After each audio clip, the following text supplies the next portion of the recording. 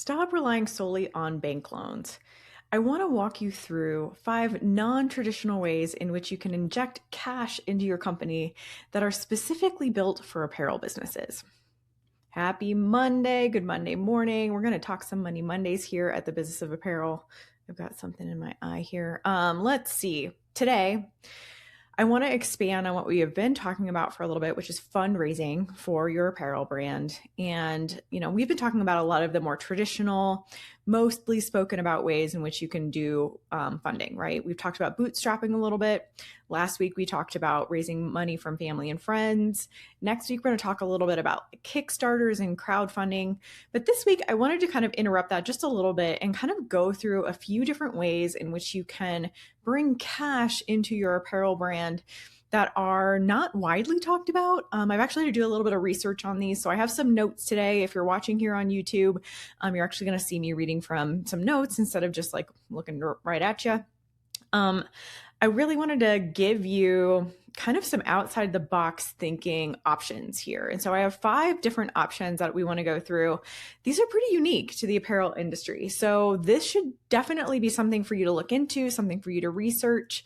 And so if you're looking for funding, these are great ways to do it. Number 1, let's jump into revenue-based financing. Now, this is new to me. As I was doing some research, found this to be a new way that you can actually bring capital into your company. So I'm going to read you a little bit here. This is capital that flows in with your sales cycle, so you don't go broke in the off season. So unlike a loan with a fixed monthly payment, which can hurt when sales are really, really slow, we know how bad that can be. You don't make any sales, but your loan payment is still due. These lenders will give you cash upfront in exchange for a small percentage of your daily sales. So maybe 5 to 10% of your daily sales will then be due. And so that way it's only ever directly proportional to what you are selling. This is until the amount is then paid back, plus probably a flat fee. Now, this can be really, really essential for an apparel business. We all know that getting some cash in up front so that we can make our inventory, get it to our warehouse before we start selling, obviously is essential. But how do we make sure that like a business loan, like I said before, like that payment is due every single month? It's a standard set number. And let's say that number is $500 a month. You're paying back your loan at $500 a month. And you don't make $500 a month in sales this month. So I really liked this revenue-based financing. And this is recommended typically for like marketing budget and ads. So if you are in a place where you're marketing and you're not just doing organic marketing anymore, you are starting to add some advertising and you are starting to do paid advertising, paid marketing in your campaigns, this is great use for that kind of money because it adds fuel to your fire, right? Like if you're starting to get some traction in your organic marketing, people are coming to your website, people are buying. Now adding fuel to that fire and testing out some ads to bring more and more people in, this can be a great way to use revenue-based financing. So something for you to really look into. Some examples that I have for you here, a company that was formerly called ClearBank, which is now called ClearCo. You can look them up. Wayflyer and Shopify Capital is another place where you can look to see if they can come up with some revenue-based financing options for you. Number 2 is inventory crowdfunding. Get some customers or investors to buy the fabric for you. This is distinct from Kickstarter. It's not exactly the same, which is what, again, like I said, we'll talk about that a little bit more next week. But platforms allow individuals to fund your specific inventory purchase orders. You can pay them back with a guaranteed return once that specific inventory sells. Kick Further is the big name there. So instead of Kickstarter, it's Kick Further, which is interesting. It kind of solves that chicken and egg problem where you have demand, but no cash to pay the factory to actually make and fulfill that demand. So this turns inventory from a cash drain into a funded asset by people kind of giving you that money up front to buy your fabrics, buy your trims, whatever it needs to be. So that's a second one that I didn't really know about. And so go to Kick Further and see if there's anything that you can kind of find out there. You've put in the hours, you've mastered the fundamentals, and your brand is no longer a passion project. But somewhere along the way, the hustle that got you here started to feel like a trap. You're building a business, not just making clothes, and you're starting to wonder if you'll ever crack the code to consistent, profitable growth. What if I told you that industry's top brands aren't just working harder, they're working smarter, with a clear blueprint for everything from line planning to streamlining their supply chain? This is the insider knowledge that's typically kept behind closed doors, but now it's accessible to you. Introducing The Board, an annual membership designed to give you that strategic advantage. Led by a team with over 70 years of combined experience, we provide the honest, real talk mentorship you need to move from busy to truly successful. We'll show you how to focus on the small, consistent actions that lead to massive progress, helping you build a legacy without the burnout. It's time to stop second-guessing yourself and start building with purpose. Don't pay attention to the chaos. Pay attention to what actually matters. Join the board and unlock the proven systems that will transform your brand. Go to thebusinessofapparel.com to find the option that's right for you. I can't wait to see you in there. Factor financing. This is called also like the wholesale unlock.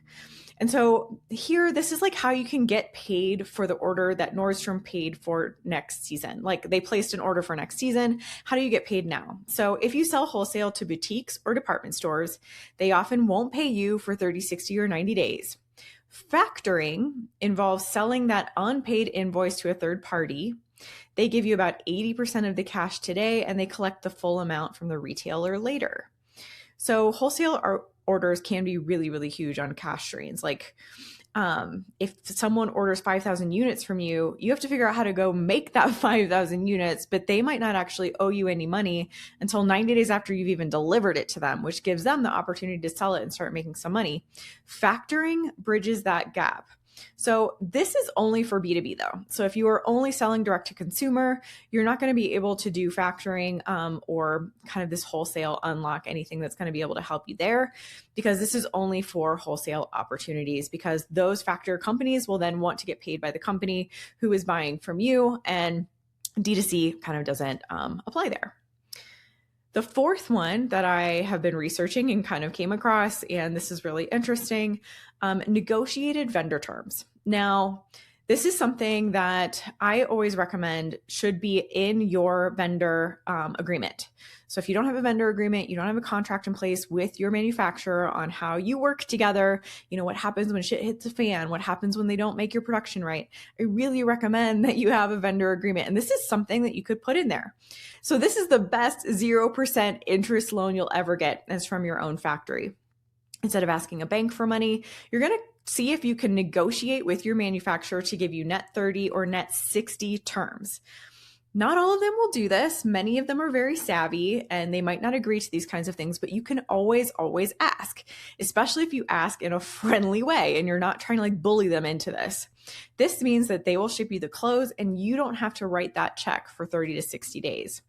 Now, if you can sell clothes, especially start making some profit in those first 30 days to 60 days, you've effectively funded that loan, right? So now you have zero money that you actually had to raise on your own. You've been able to just kind of kick the can forward, and now you can use that cash to pay the factory.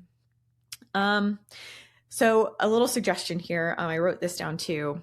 If you are negotiating with your factory on this, you can say, I can't pay a deposit, but I can offer you a consistent quarterly order volume if we can move to net 30 terms.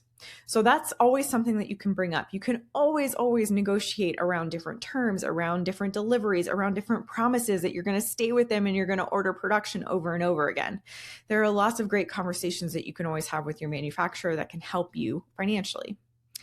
Last is going to be some niche fashion grants and incubators.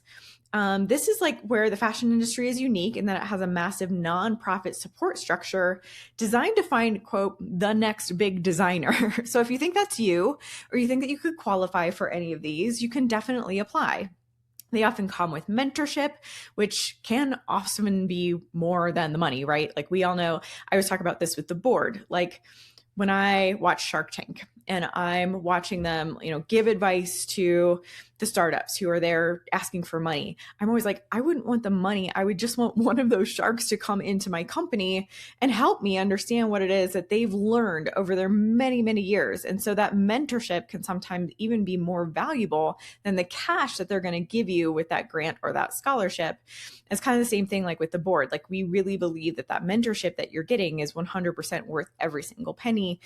And you don't have to actually give away part of your company to do it too. So some examples here are like the CFDA and Vogue Fashion Fund, the Fashion Scholarship Fund, or you can find local arts councils. Again, sorry, I can't talk today. Like New York's Fashion Manufacturing Initiative. So those are some great ones to go look up. Now, the hardest part about grants and these kinds of programs and awards and mentorship programs is that they are very, very time consuming to fill out all of the different applications. So if you've ever filled out a grant application, you probably know that it took you the better part of a day to answer all of their questions thoroughly, make sure that you sound like, you know what you're talking about, really making sure that you put your best foot forward when it comes to asking for that grant money. So those are 5 quite different ways. Again, I've been doing a little bit of research for you. I really wanted to put this out there. I didn't want to just give you all of the like blanket, traditional, boring, ho-hum ways, which of course we still need to talk about because that's how most people get funding. But I really like these. So again, this was revenue-based financing. Those websites that you could check out were Clearco, Wayflyer, and Shopify Capital. Inventory crowdfunding, check out Kick Further. For factor financing, you want to be looking for like search for factoring when it comes to it. And then you want to negotiate with your factory. If you don't have a vendor agreement, I want you to come get a hold of me. You can email me at hello@unmarkedstreet.com. Let's talk about why you don't have a vendor agreement in place, because it really, really protects you when you do. And then going out and finding some different grants and incubators. And there are so many of those out there, but check out CFDA, Vogue, the Fashion Scholarship Fund, and anything local. That's great for you to find. Like I said, next week, we're going to talk a little bit more about crowdfunding and whether or not that's actually money in your pocket or if it's just a really, really great marketing tactic. If you like this episode and you think it'll help somebody else, please share it with them. Have a wonderful Monday. Have a wonderful week ahead. I will see you on Thursday for the podcast. Talk soon.